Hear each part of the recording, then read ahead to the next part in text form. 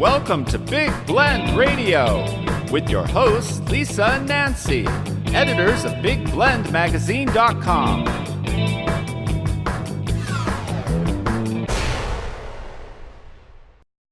Welcome to Big Blend Radio with Nancy Reed and Lisa Smith, the crazy mother-daughter travel team and publishers of the digital interactive Big Blend Radio and TV magazine, as well as Parks and Travel magazine. You can see them both. Go to BigBlendMagazines.com. Nancy, we're going to Louisiana today. You know how much I love that. We love Louisiana. We love it. We like anything swampy, anything from Louisiana. We love gators. Yes. And we love really good food. And yes. Louisiana knows about food. They know about politics. Stumping. Yes, they know about stumping. And we went to what we were told is the only political museum in this country. Well, we're going to talk about that, a little bit of politics today. We're going to talk about mystery. Don't you like murder and mystery in the bayous? Especially when it's politicians. Oh, here we go. We're excited to have mystery writer Roger Johns join us today. Roger was recently named Georgia Author of the Year in the mystery category for his first thriller, which is Dark River Rising, and it takes you into the dangerous world of Wallace Hartman. She's a female police detective in Baton Rouge, Louisiana. We like that. We like that. We like ladies getting out there and doing it. She's like Olivia Benson to me from Law and Order. Well, second book is out, and this is what Nancy read, is River of Secrets.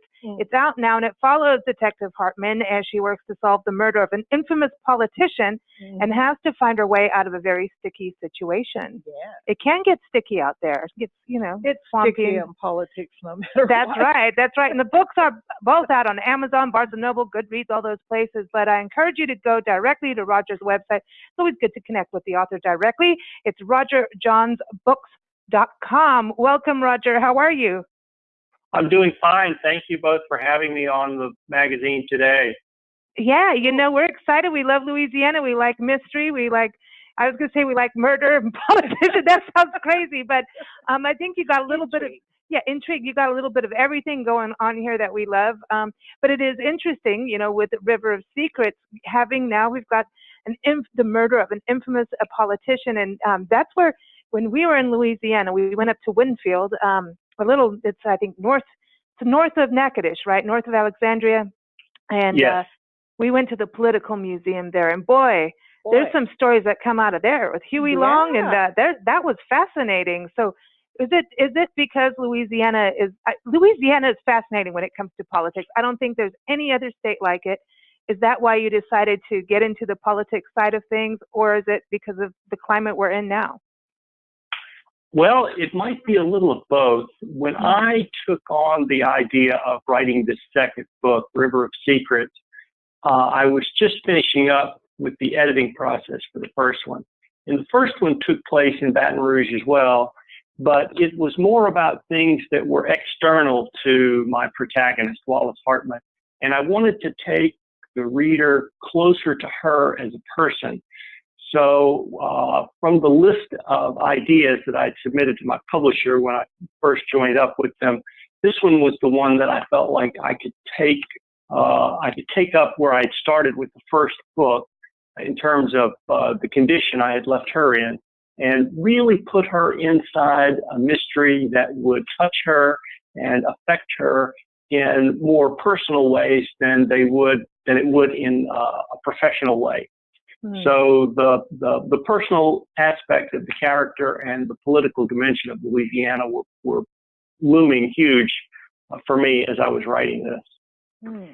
It's really neat that you've got Detective Wallace Hartman and the woman out there as a detective. And there are a lot of women detectives out there, and I think sometimes we forget that. So I really am glad that you did that. But you said, you wanted to pick up after the condition you left her in. What are we allowed to know? Or because I know we picked up on this with River of Secrets. We haven't read Dark River Rising. So are you allowed to tell us what her condition was in when you left her in the Dark River? Absolutely, I would love to. At the beginning of that book, she was in the midst of an emotional self-exile because of a tragedy that had occurred to her years before. So she was uncomfortable in sort of putting her life back together, uncomfortable reestablishing connections to people and situations in her environment. But someone came into her world as an independent investigator of the case that she was working on in that book, and she found, to her surprise, that the emotional side of her life was sort of waking itself back up. And although she was hesitant, she intended to go in that direction. And of course, just as she committed herself, something terrible happened to this man who had come alongside of her as an investigator in the case she was working on. He was investigating it for the federal government, and he had his own interest in it. And just as soon as she was willing to draw close to him, something nearly snatched him away from her. So she was dealing with a big disruption in the drug industry in Baton Rouge, the illegal drug industry, and for a second time in her life, dealing with a big disruption in her personal life. And that was where I left it. And I don't want to spoil anything about the end of the first book, but I'll just say that just as soon as she decided to peek her head out and rejoin the rest of the world, something made her regret that. And then, see, now you know how to say things so people like, I want to know. Yeah. And to write, to write from a woman's perspective. So do you put high heels with a dress on when you write? I'm just kidding. I had to ask, what was it that led you to write a female's perspective? And then also, what was it like? I mean, to be able to, because Nancy, when you were reading this, it was believable, because it resonates as a woman. Yeah. So that did you go to a course on how to write for women? I did, actually. Oh, cool. I took lessons. When I first began writing the book, I was a retired academic by the time I really got serious about this. And the idea was the thing that was first and foremost in my head. So like a good academic, I was writing a book about an idea, and it read like a textbook, which of course is utterly boring. No one was going to want to read it. I didn't even want to read it. So I had come up with this male character to tell the story from his point of view, and it just wasn't working. He was not the right person, and it was not the right approach. And then one day, a little voice in my head encouraged me to audition a woman for the part. And for some reason, I thought, that's exactly the right thing to do. And I understood the lesson of that little bit of inspiration, that the book needed to be about somebody and not something, that I should write the book about this woman and let her deal with the idea as part of her career, as part of her professional life, but not try and make the book about the idea itself. So I did, and a book that had taken years to get nowhere sort of finished itself within maybe 8 or 9 months, which was an amazing thing for me. I just assumed I would never finish it. So I gave it to my wife, and I let her read it, and she said, yeah, the story is great, but this main character, it's still a guy. You need to get help.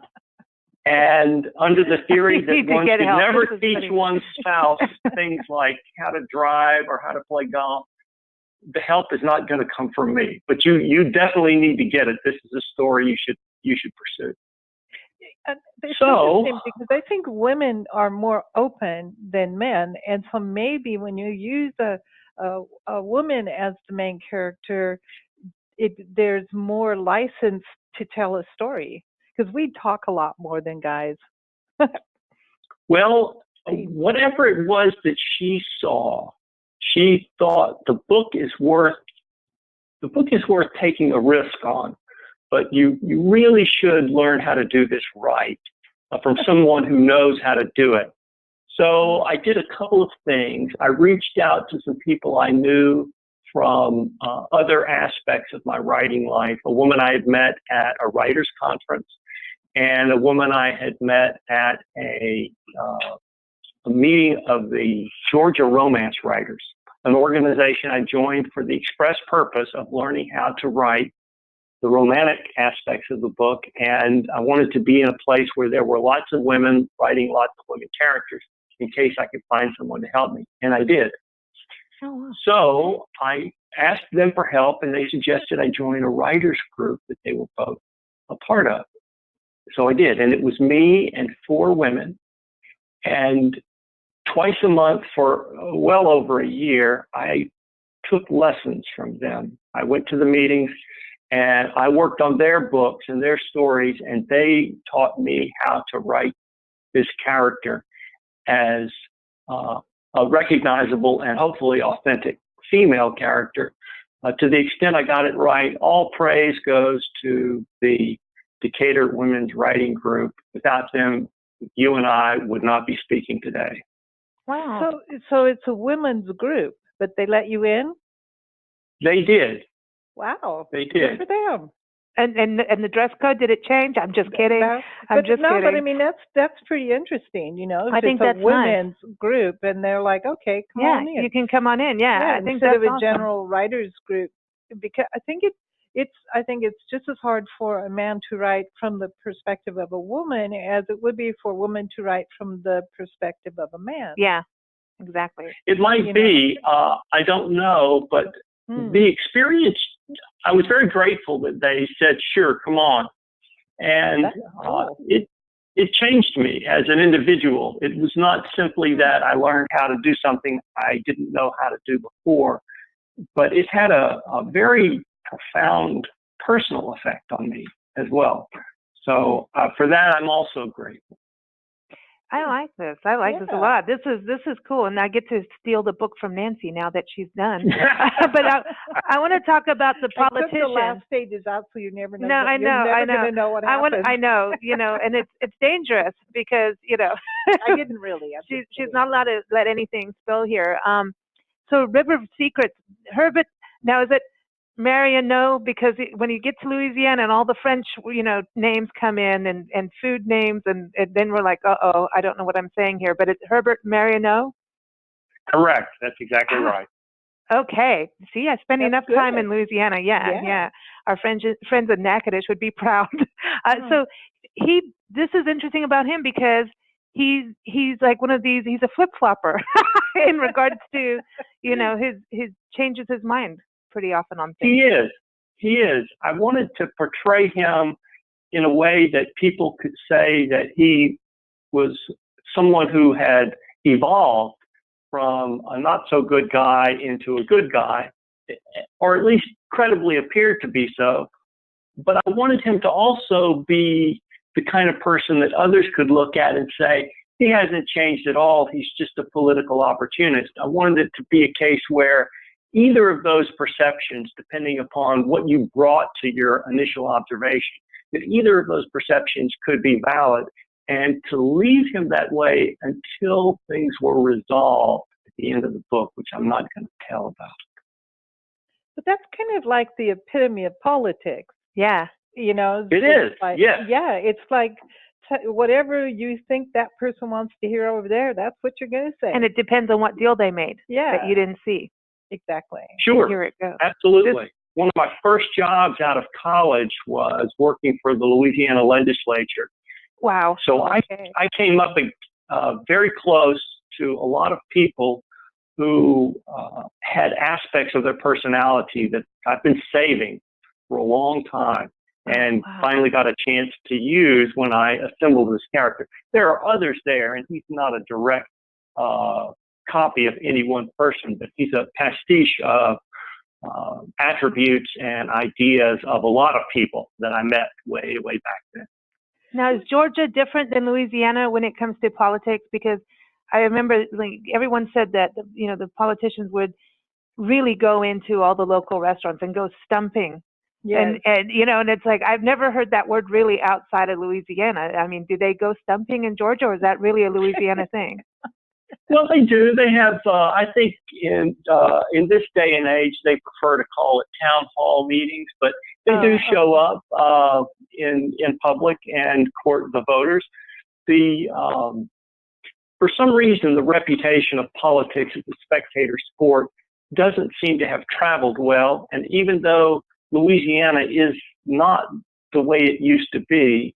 For some reason, it still has that reputation, which makes for a pretty good way to write a book about politics or about a mystery, because it's something that people will instantly recognize and say, yeah, that makes perfect sense to me. There's just something about the bayou, I don't know, it's just mystery filled anyway. Like if you go kayaking in a bayou, you're looking everywhere because you better be. It's just sure, because you might not come back. You might stay as gator food. Yeah, but there's also sometimes, because there's so many trees and bushes and stuff, you get that feeling somebody's really watching you. There's just always that. There's a mystery thing. I know, and I love it. It's the South, cool. The South as a whole has it, yeah. But there's something about Louisiana. There's like almost a spiritual quality in the mystery. You know what I mean? It's mystique. It's like, yeah. I do. It's almost a ghostly presence that hangs over the bayous with the fog and the moss and all those giant reptiles swimming around and all those tales of the pirates who came up and hid in the swamp. Oh yeah. It's quite a place. Did you go back to Baton Rouge? Do you go there anyway, just with family, or do you go out there a lot? Because I know you were raised in Louisiana, but do you go back just to get that sense of place for your book? I have been back twice in the past year to promote the book. Once was last November to go to the Louisiana Book Festival, where I did a presentation with another Louisiana writer. He's a New Yorker, a transplant to New Orleans, and he and I did something together at the Louisiana Book Festival. I went back a few months later just to do a regular book tour event in Louisiana, in Baton Rouge, and I did several in Alabama, Florida, and Mississippi at the time. And I'll be doing the same thing this year. I'll be going back to Baton Rouge, New Orleans, and a few places between Georgia and there, as I'm headed out to the Louisiana Book Festival again in November. I'm going to go back to River of Secrets. You've got the politician. He gets murdered, and now it's about who did this, and Wallace is out and running to figure out who did what. But now the other part you bring in is DNA, and that points to Eddie Pitkin. Now, Eddie's got to be the interesting person that's got to, like, here comes the person that's going to, rally, the resistor. Right. Comes in. Tell us about him, and also putting the DNA parts in, because don't you have to learn that kind of things, how DNA works and all of that whole crime part of it, the lab side of it? Well, Eddie Pitkin is black, and the man he's accused of killing is white. And Eddie is a defrocked lawyer, a social justice advocate, and he and Herbert Marionneau were enemies, and they made their distaste for one another quite public in the media over the years. They took each other on over and over. So when Herbert Marionneau winds up dead, and there's a little bit of forensic evidence that points in the direction of Pitkin, a lot of people are willing to believe immediately, well, yeah, of course, that makes sense. He did it, and we know why he did it, because he hated this guy. But I wanted to make sure that just like Marionneau was an ambiguous personality, so too was Eddie Pitkin, and so too was their relationship. And I wanted to make sure that people understood the difference between a rush to judgment and a sprint to the truth. So I have tasked my main character, Wallace Hartman, with not only finding out who did this, but why would they have done such a thing? Because it's not an incredibly violent murder, but it's an awful one, and it looks personal. So it could have been this guy Pitkin, but it doesn't have to have been him, and it might not have been him. And the evidence, the DNA evidence, is there because it seems like the logical kind of DNA evidence that would show up at a crime scene like this, but it's also the kind of evidence that could have been put there by someone. And I'm not really giving anything away. These are things and conclusions and ideas that you will come to in the first 30 or 40 pages of the book as the story itself is set up, or things that you might actually intuit after page 15 or 20. So I wanted to build in a huge amount of ambiguity about the situation and about the people. The character, Eddie Pitkin, is not anyone I have known personally, but like Herbert Marionneau, he is sort of a layered combination of people that I have encountered in different walks of life. I think that's interesting how authors do that. It's like painting a picture. You know, you have an idea of something that you saw over here, but then you also like, oh, I saw that over there. I think I'll put them together and see what happens. And then you get a happy surprise, or sometimes not so happy surprise. You're like, well, that didn't work. And, you know, you got to start looking at why it didn't work. When you're writing, do you write something, especially when you do dialogue, and then go back like, oh, that's probably how a man would say it. Now let me say it how a woman would say it. Oh, absolutely. I do. I learned a lot from the women's writing group, but one of the things I learned was that I still have a great deal to learn. So I work really, really hard to make sure that whatever comes out of a character's mouth sounds like it ought to be coming out of that character's mouth. And the great thing about writing dialogue in a novel is I can write things over a period of weeks and put them in the pages so that they come out of my character's mouth in a matter of minutes. And it makes them look really, really smart and really, really clever. But the person who wrote them is anything but that. I struggle for weeks to get something that only sounds good because it happens in a matter of minutes or seconds. Wow. So now I wanted to ask too with this, you know, because this is a second one, are you going to do a third? Is this going to be, you know, a series that you can continue on and then say, knock, knock, Netflix, I want people to binge watch this too. Oh, I would love for that to happen. And I am writing a third installment in the series now. And I am writing a standalone novel that is more in the pulp fiction category, sort of a noirish crime novel set in modern time, also in Baton Rouge, about a really dirty cop. Oh, cool. We like that. I mean, there's this, you know, I love it because it's swampy. You know, swampiness. And then, you know, the whole thing about mysteries is that you're figuring out people's brains and what makes them tick. And it's like, just when you think you know someone, you find out you don't. And as a reader, you're digging in and your mind starts, you know, putting the visuals in there and you start to get to know these characters. And you're like, no, you did it. No, maybe it's you. You know what I mean? But you're starting to get into the human psyche of who we are and how we're made up and our emotions. And what's interesting when you have a series and you have a character that is, you know, running around and, you know, the main character like Wallace Hartman, she's going to change through, she's going through her life stories, you know, relationships. And she's also, you know, she's also aging. So that's, we're all aging, right? But there's something that's going to change with her as she carries on. So you're always developing her in her story too. It's not just the mystery, it's her as well. It's how she handles things. Yeah. And how she grows as an individual, even in her career.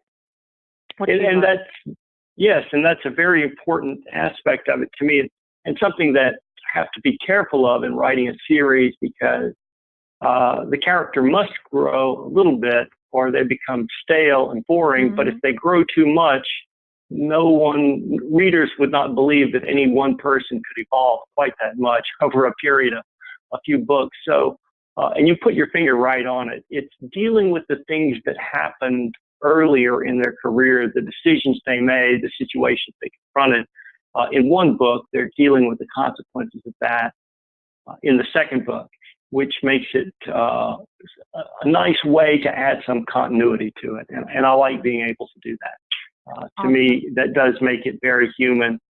And another thing you touched on was the idea that people aren't always the way we've come to believe they are. I'm fascinated with the notion of the hidden life. I believe that everyone has them, and for some people, that hidden life is a totally innocuous thing, just something that helps keep them sane. But for other people, that hidden life is an awful, malignant thing that once you find out about it, let's just say it's seldom a pleasant thing to find out about. And that's the thing that as a mystery writer, I focus Now I want to write a on. book. Now, I'm like, Do it. okay, I know like X person, this person, that person, and this person did not, end up the way we thought.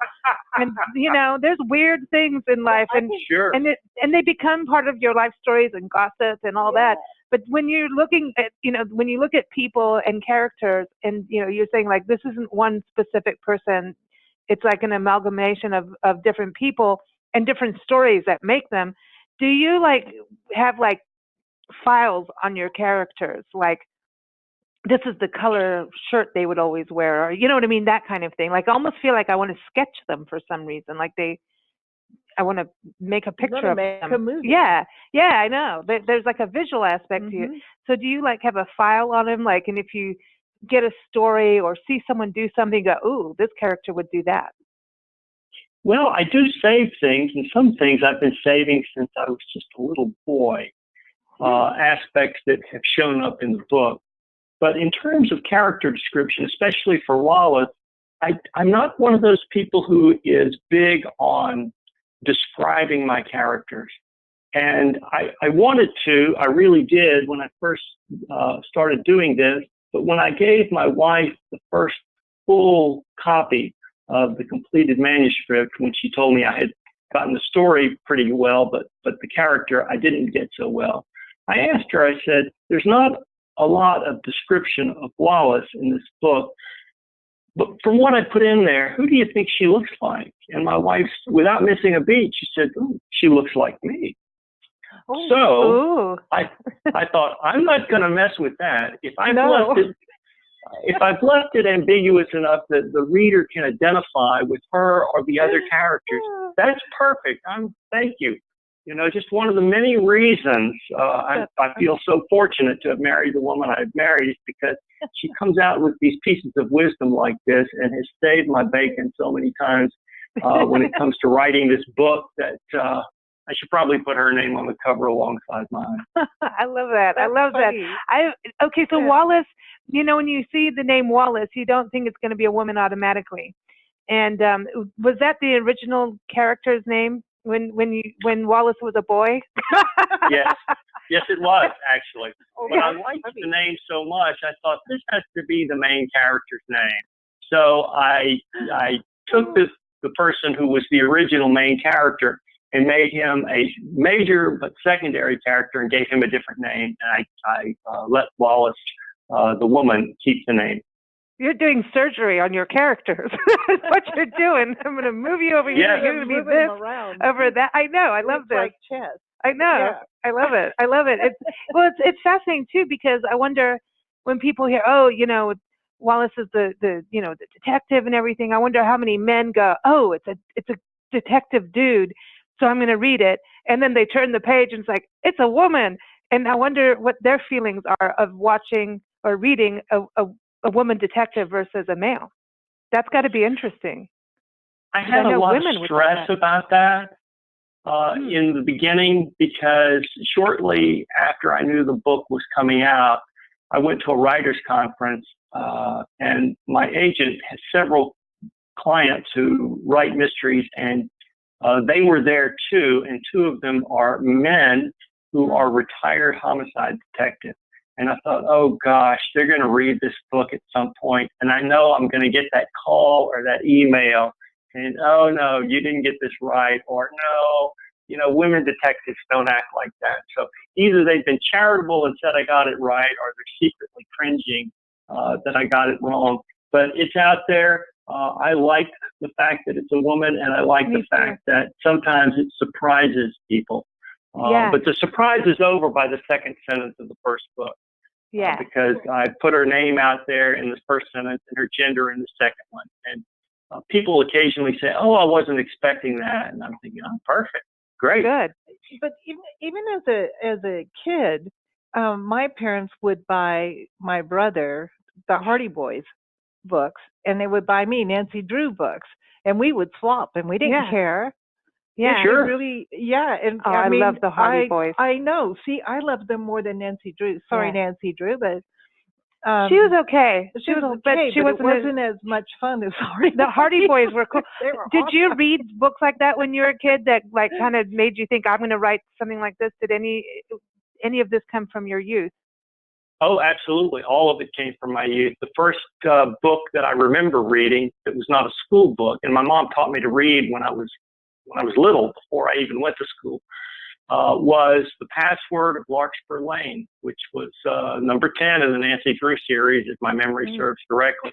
But I think I probably read all of the Nancy Drew and Hardy Boy books that had come out by the time of, let's say, 1965 or 19. By the time I was 10 or 12, I'd probably read all of them that had been published up to that point. Right on. See, me too. That, and then the other thing I want to reread them now. Albert Payson, Yes. who wrote all these books about dogs. Oh yeah. Yeah. Yeah. Who? Yeah, that was it for me. Those three things. I'm like, I was into James Herriot. yeah, there you go. But that's it. I'm was into much animals. later. But it's really fascinating. And the Little House on the Prairie, cannot leave that out. You cannot leave that out. I thought that was very fascinating. popular. Yeah, Mm-hmm. well, I grew up as a kid in Africa, and so reading those books, I was like, Really? that was my American Yeah. education. So it was like, this is how America is, and then all of a sudden they were on TV, and I was like, look at that, now it was just a different kind of thing. And then coming to fascinating. America, I thought it was Little House on the Prairie when we came back home to the States. I'm like, well, what happened? It doesn't look like that now. But I do find some places kind of like that still. But yeah, it's just a really interesting thing as kids, what influences down the road when you're writing, because some writers go into binges of writing, or they're writing all the time. And then some say, okay, when I'm writing, I don't read books, or some do read things that are similar to what are you like? Do you write all the time? Do you read when you write? I mean, not at the same time, but you know what I mean. Sure. Yes, I'm constantly doing both. Life for me has resolved into three big pieces: writing a book, editing the one that I just turned in, and promoting whatever books, and it's just two at the moment that I've got out there. And part of the writing game is reading works by other authors, either to learn from them or to do reviews or provide blurbs or publicity for them. Mm-hmm. So that's it for me. I'm just doing those three things more or less all day, every day. Nice. So would you do something like research your own family history and write a novel based on it? I would, I think, although I've tried, and my father, before he died, tried, but it proved to be not possible. All four of my grandparents were immigrants. They came through Ellis Island, 2 from Syria, 2 from Sicily. And the record stops there because the names were changed for both families. And no one knows. I think I know what my Syrian ancestors' original name was, and I can pronounce the name that my mother's parents came with, but there were many ways to spell it. And things were not, their history did not come with them to Ellis Island, so there's no way to go back earlier than that. It's fascinating. We do a lot on family history on our shows, and it's some of the, and I think where you came from, Nancy, is one of our experts, Glenn Burrows, he runs Norfolk tours in England, and he takes people through England to stand where their ancestors were, helps them find their family history. But his family history ends up, he's got murderers and all kinds of things in the back of his history, Just cool. Like one that he knows of anyway. And it's just fascinating. So I wanted to ask a final question. Normally I like to ask people, if you're going to take a 1-hour walk, because we have a big thing about getting people to take a walk, to clear the cobwebs from your mind or have a good conversation, get some fresh air. And so, but we're going to do a kayak with you because we're going to go swampy. And Perfect. hey, the first place we learned how to kayak was at Bayou Rapides in Alexandria. I love it. There was Yes. this amazing plantation, Tyrone Plantation, and it's close to the public now. You never know what's happening over there, actually. Yeah. Fascinating history, ghost stories, General Sherman, and Yes. people playing cricket. They both sides during the Civil War were playing cricket or something. I had no idea. The Confederate Army And was upstairs, and the Yankees General were, Grant was Grant, hiding not down. Sherman. Huh? Yeah, Grant, not Sherman. Yeah, General Grant was hiding downstairs. Yeah. No kidding. Yeah, no, it's the greatest history. And the plantation house is owned by Roy Swent. Ray Swent. And she was a judge. She was a judge in Alexandria. Yeah. And she is the coolest woman ever. Yeah. Like, she rocks. Like, but she that is place amazing. is just so, you could go there and you would write a novel just because the history is crazy. Yeah. And they had his horse stuck underneath the plantation. He the horse with the mule. And they had to put charcoal down so that nobody could smell it. No one could smell the urination of the equine. Yes. Because he was trapped underneath. This is a fascinating story. I'm almost ashamed to say that all these things happened in my old hometown. I didn't know about them until today. Thank you for letting me know. I think that your next book has to go into that zone. We find that all the time. There's these crazy stories, but but we went kayaking. They had heavy rains. We were there in June and July, which is always the best time to visit Louisiana. And, sure. But we went on this kayak. It's nice and hot and muggy there. It was cool. It was one of the best experiences of my life, was kayaking down there, knowing that there's water moccasins, don't bump into the trees, which we do, and there's water moccasins, there's gators, there were egrets, there were frogs jumping in the kayak. I mean, it was one of the coolest things ever. And it just is. So I want to put you in a kayak. Okay. And you get to pick where you're kayaking. Okay, in Louisiana, there's got to be some bayou or river. You seem to like the water side. But who would you kayak with so that you could have a cool conversation? And it could be someone alive, passed on. It could be fictional. It could be a character in your book. And we want to know what the gossip is about, what you're going to talk about. Gee, that's so interesting. I think that I would do a little bit of time traveling, and I think I would go kayaking with Huey Long, who was a fascinating character and a man of great ambiguity in his own right. At one time, governor of Louisiana, then U.S. Senator from Louisiana. And I think I would go kayaking with Bill Joyce, who is a fabulous artist and children's book author from Shreveport, Louisiana, just to sort of get a sense of what inspires him in terms of his artistry and his writing. And there are, believe it or not, two famous writers from my little hometown of Alexandria, both before me. One many years ago, a woman named Kathleen Woodowitz, who was an enormously successful romance writer of her time, the 70s and 80s, who was the first to take the reader behind the bedroom door, as the story goes. And the woman, yes, indeed, she was the 50 Shades of Grey of her time. And Rebecca Wells, who wrote the books about the Yaya Sisterhood.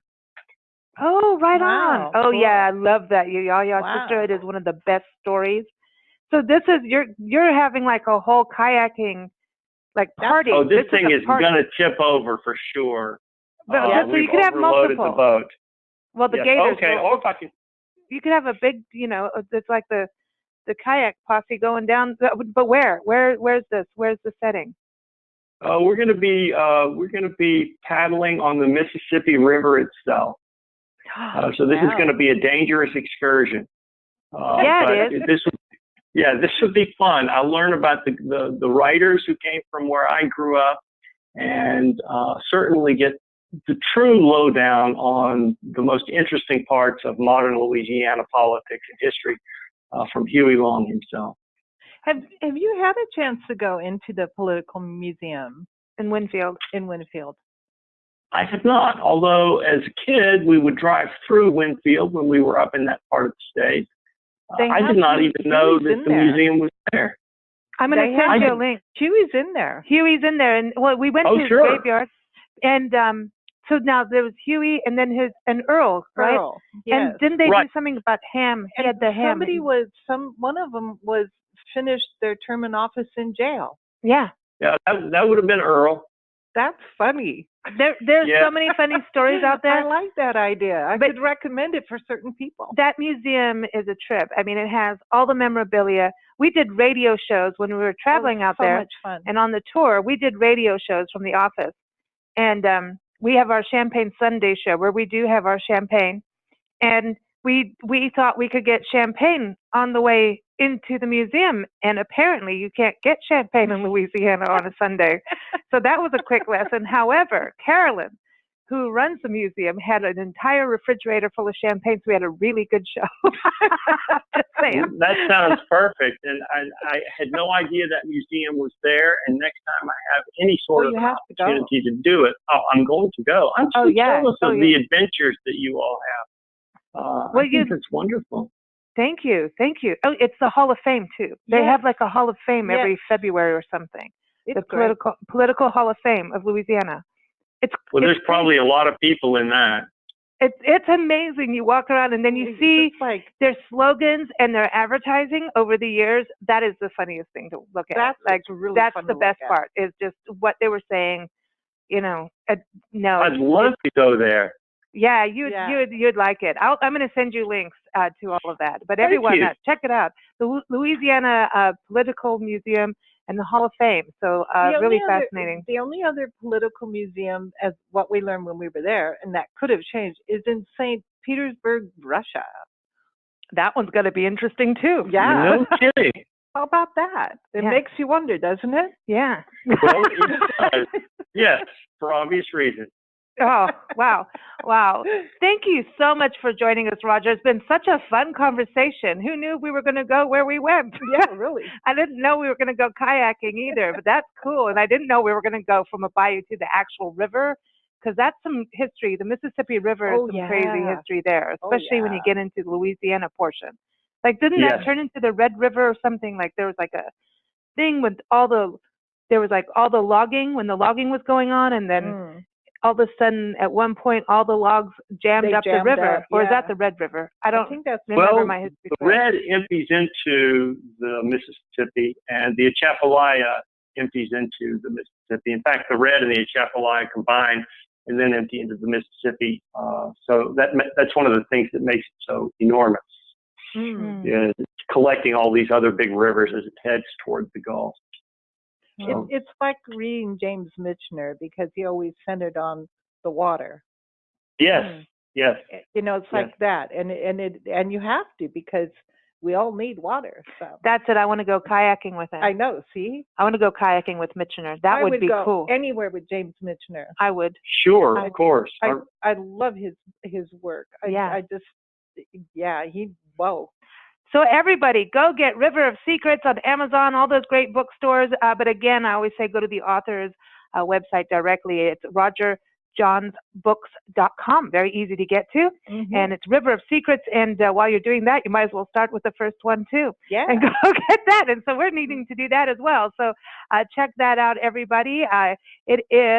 We've got River of Secrets, the second one, but the first one is Dark River Rising. And we want to thank today's sponsor of this segment. It is the National Parks Arts Foundation. You know how much we love them.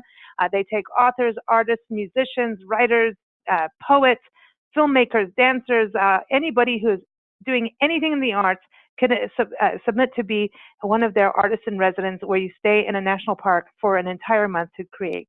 And it's an incredible program. We have our first Friday arts show with them, and we interview artists who've been all over the world, who have been all over our parks, and they also have an amazing program just for military veterans. So check out their website, nationalparksartsfoundation.org, and I really encourage you to sign up to get their newsletter because they have opportunities that come in and go real fast. It's all about how the grant system works. Right. We didn't do the grants, but they rock. Just nationalparksartsfoundation.org. We want to thank everyone for joining us on today's show. Keep up with us at bigblendradio.com. You'll see our show schedule. You can listen as shows go live.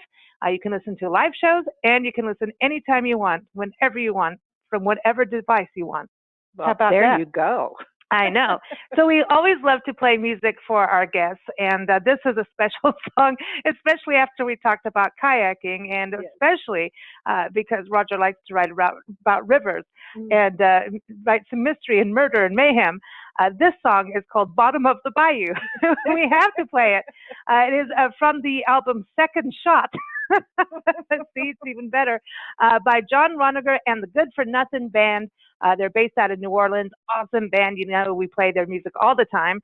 So you can go to their website, thegoodfornothingband.com, and here it is, Bottom of the Bayou. Thanks so much for joining us, Roger. Thank you, Nancy and Lisa. I've had the best time this afternoon. Thanks for having me on the show. You Quite take welcome. care.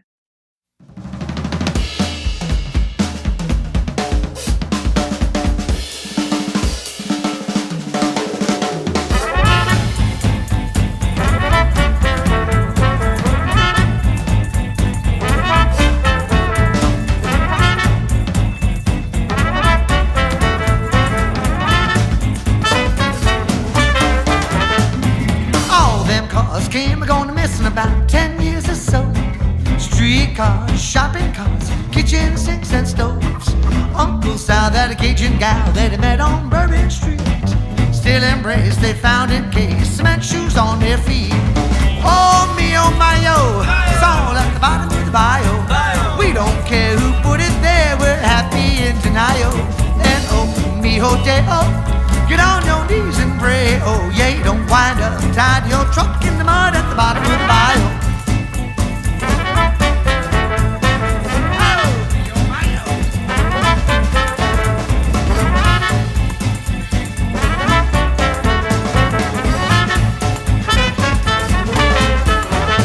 There's all that gold them rebels stole from the Yankees way up north. An aeroplane that done disappeared from the skies in the Vietnam War. Tubas, trombones, tennis shoes, and an old-timer Zydeco band. Fortune tellers, a couple of clowns, some old hippies in a van. Oh me, oh my, oh, it's all at the bottom of the bayou. We don't care who put it there, we're happy in denial. And oh me, oh day, oh, get on your knees and pray. Oh yeah, you don't wind up tied to your truck in the mud at the bottom of the bayou. When you're casting out your line for a fun-filled day of fishing, don't be chagrined when you're reeling in that shit that you've been missing.